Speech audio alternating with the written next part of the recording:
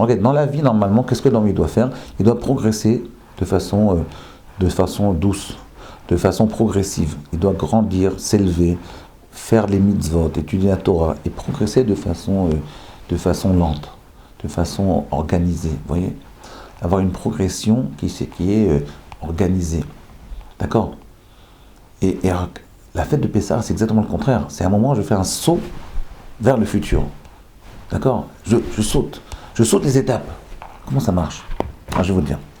En réalité, c'est vrai que l'homme, pour grandir, il est obligé de progresser avec un certain chemin.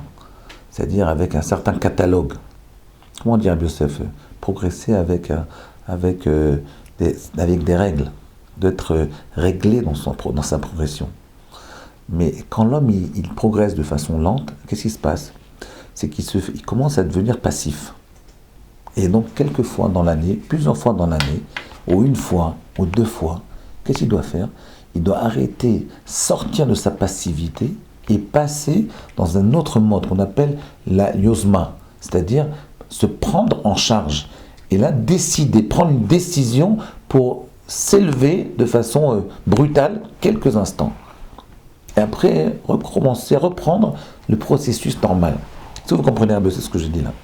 Ça veut dire qu'en réalité, la vie de l'homme, c'est de progresser de façon lente, selon certaines règles.